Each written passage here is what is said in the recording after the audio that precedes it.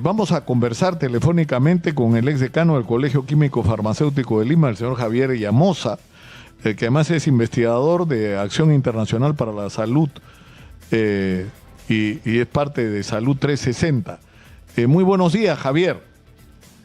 ¿Cómo estás, Nicolás? Buenos días y gracias por la invitación y hablar de esos temas que son totalmente importantes y que muestran la indolencia, ¿no?, en el sistema. Claro, ahora en la mañana temprano estábamos sorprendidos porque tú nos alcanzaste una lista de medicamentos que están faltando, ¿no es cierto?, en el sistema.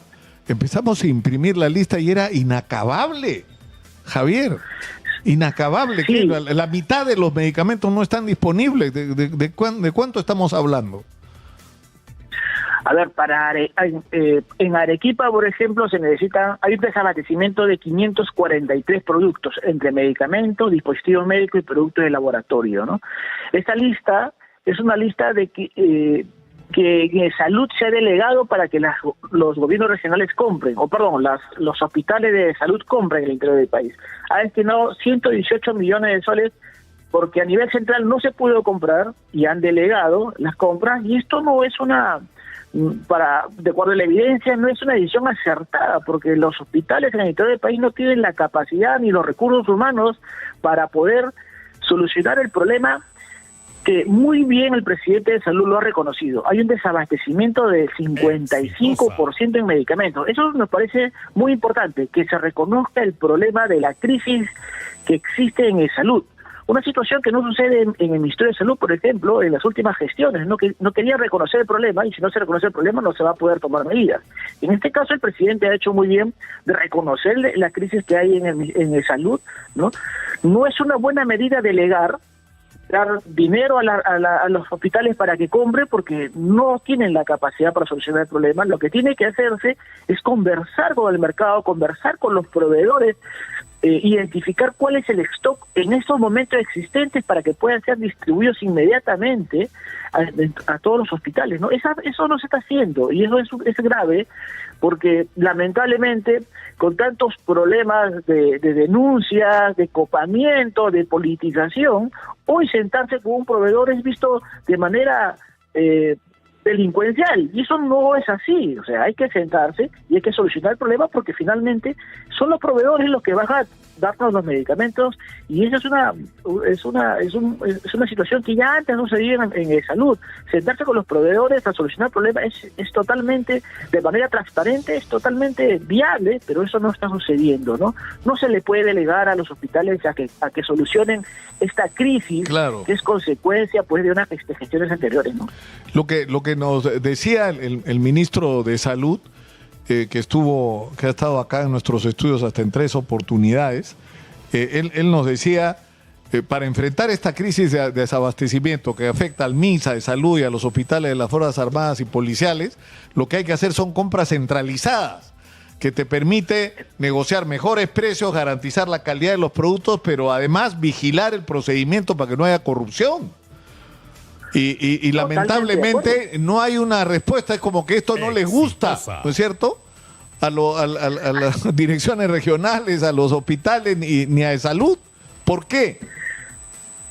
Efectivamente, o sea, y el Perú ha sido uno de los países que mejor ha aplicado años anteriores, estamos hablando de 10 años atrás, el que mejor compraba en forma centralizada, el que aplicó la subasta inversa, logró grandes ventajas en la región, en toda América Latina, pero toda esa capacidad y esa experiencia se ha perdido en los años, ¿no? El Estado no ha sido innovador para comenzar porque las estrategias hay que innovarlas, y esto no se ha quedado perennizado este modelo, y ahora el modelo no está siendo eficiente y hay mucha evidencia, ¿no? Y mandar y enviar dinero a que las regiones compren es catastrófico. Ya existe una evaluación desde el año 2024 donde Senares no pudo hacer la compra, delegó las compras en las regiones y se pagó un sobrecosto de más de 30 millones de soles. En algunos medicamentos se pagaron hasta 16 veces más del precio comprado de manera centralizada, y hasta se compraron a proveedores informales. Esa es la situación cuando se delega y cuando no se asume la responsabilidad de hacer compras centralizadas, que son transparentes, que hay mejor poder de negociación y que pueden solucionar de manera más eficiente los problemas de abastecimiento, ¿no? Ahora, lo que es cierto es que detrás de esto lo que hay es corrupción, Javier. Es decir, el hacer las cosas de esta manera no es simplemente producto de una incapacidad de gestión, es porque ahí está el negocio. Ahí está el negocio. O sea, cuando estás pagando 16 veces más por un medicamento es porque estás mordiéndote pues, buena parte de esos pedazos de más, ¿no? Porque hay que llamar a las cosas y hay responsables. O sea, ¿cuál es la responsabilidad de Alianza por el Progreso en todo esto que ha manejado el sistema de salud durante estos años? Ha sido el pedazo de la torta estatal que le tocó por sostener a la señora Dina Boluarte. Exitosa. Coparon en salud, coparon el Ministerio de Salud, tomaron decisiones que hoy estamos pagando las consecuencias. Efectivamente, descapitalizaron los recursos humanos que tenían la experiencia y lamentablemente no se realizaron compras centralizadas, se comenzaron a delegar. Hay mucha evidencia de estos procesos y hasta ahora persisten, y hoy el ministro de Salud, que ya no entendemos que ya no es de este grupo, no da explicaciones. Por ejemplo, las explicaciones del director de cáncer. Cáncer es una estrategia que mueve 208 millones de soles de presupuesto, ha sido cuestionado y hasta ahora el ministro de Salud no dice y no hace los descargos correspondientes sobre los conflictos de interés para gestionar una estrategia muy importante en el país y que maneja la mayor cantidad de recursos públicos para medicamentos comparado con otras estrategias como salud mental o VIH, ¿no? O sea, hay situaciones que no se responden y eso lamentablemente genera pues lo que estamos viviendo hoy día, la incapacidad, la falta de credibilidad, la desconfianza en el sistema, que hace que reunirse con proveedores sea un delito, ¿no? Y esto no puede verse así.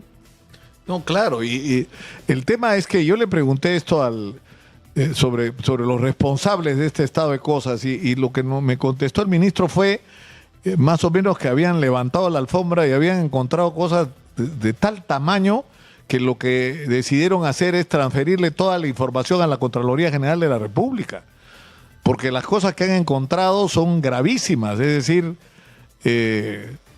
lo vamos a saber, me imagino, cuando empiecen a emitirse los informes de Contraloría, pero los niveles de corrupción a los que se ha llegado en el sistema de salud son simplemente escandalosos, pero lo más grave es que la consecuencia no ha sido simplemente que nos han robado plata, ¿no es cierto? Sino que le han robado la salud y la vida a las personas. Claro, pero si bien es cierto, este proceso tiene que caminar y tienen que los responsables asumir las consecuencias. Lo que hoy tenemos y el ciudadano no está recibiendo es atención médica y medicamentos. Hoy en día, por ejemplo, las personas del Oriente, del Acero, de Amazonas, de Iquitos, de Pucallpa, hay un desabastecimiento de medicamentos en el Ministerio de Salud y en el Salud es peor, ¿no? Y hay lugares donde ni siquiera hay oferta privada, entonces no hay medicamento y si pudiera pagar o comprar no lo va a poder hacer porque tampoco hay oferta privada y eso es gravísimo. En el Oriente, de acuerdo al Observatorio de Disponibilidad de Medicamentos del Ministerio de Salud, solo el 65% de establecimientos tienen un abastecimiento mayor al 80%. O sea, hay un 35% de establecimientos donde de 10 medicamentos recibe 4, 5, 6 o 7. O sea, esa es la situación que hoy está viviéndose. Entonces, independientemente de los procesos de corrupción y de los análisis que se deben realizar, hoy tenemos que resolver el problema porque el ciudadano de a pie lo está pagando en los hospitales en estos momentos, ¿no? Claro, ahora, ¿cómo salir de esto, Javier? Es decir, porque la situación es realmente gravísima, ¿no? Es decir, ¿cuánto va a demorar el restablecer los stocks de medicamentos, de reactivos, de insumos? A lo cual hay que sumar la operatividad de los equipos, el resolver el embalse de citas y de cirugías que hay en este momento. ¿Cuánto tiempo nos va a tomar esto?